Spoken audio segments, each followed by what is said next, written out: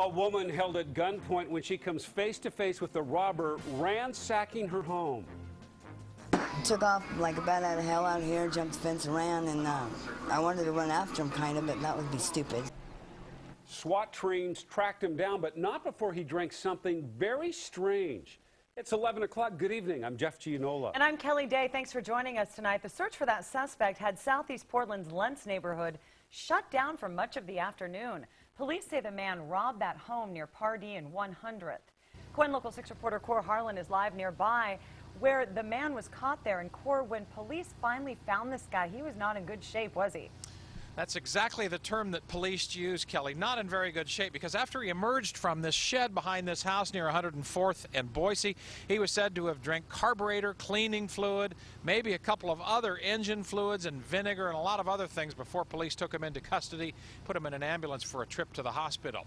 Earlier than that, though, this man, several blocks away, came face to face with this woman you just heard from here, and he gave her the fear of her life. I tried to stop him, and when he realized I wasn't moving, that's when he pulled out the gun and put it in my face and told me to get the F out of the way, and I got the F out of the way. She was sitting in her bedroom doing nothing in particular when a strange man barged into her room.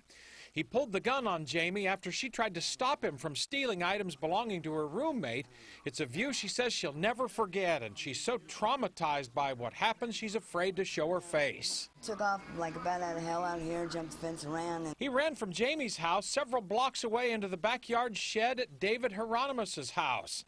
David was sleeping, but his wife saw the man go into the shed, and they called police. They did not want to go to the shed and open the door, fearing that the guy was in there. They knew he was armed, so they waited for the SWAT team to come. The SWAT team showed up, surrounded the area. Canine units tried to pick up the man's scent.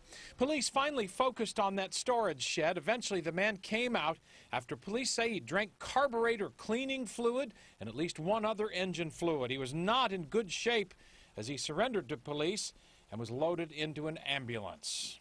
It's a bit too close to home for David Jones, who lives just down the street from where the standoff ended. For the most part, it's a quiet neighborhood. Just every once in a while, someone wants to come by and start things up. I wish they'd go somewhere else and start it up.